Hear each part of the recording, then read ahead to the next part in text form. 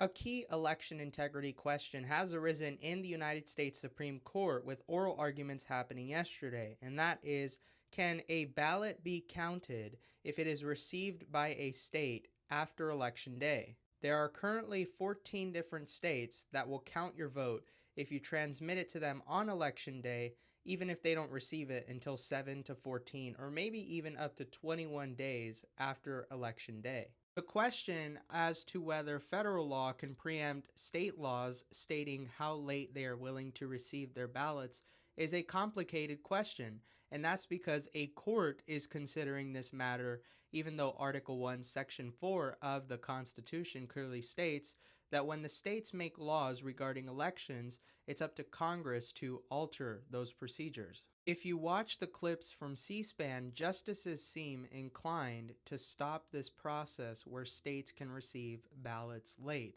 And they raised different concerns. Like, let's say somebody cast their ballot by mail on election day, but they want to recall it. Would they be able to recall it and therefore make election day no longer election day? Because if a politician, let's say, was caught in a scandal, there might be masses of people in a hurry to redo their vote past the date that it should be on. The justices, however, did seem concerned about our military personnel and those who are overseas, so if they rule against this practice, they are likely to include a tardiness exception for those people.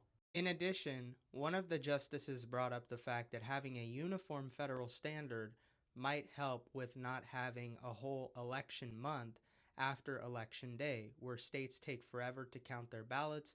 And not only that, but states could also say, hey, we can take up until the next congressional election to count these ballots if they're not being restricted by a key deadline.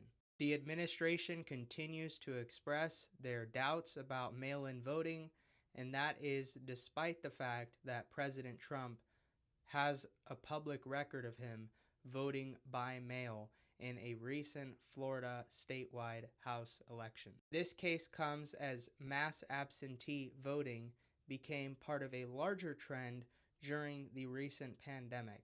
This is not something that's historical, and there isn't much law that this case is going off of in terms of interpretation.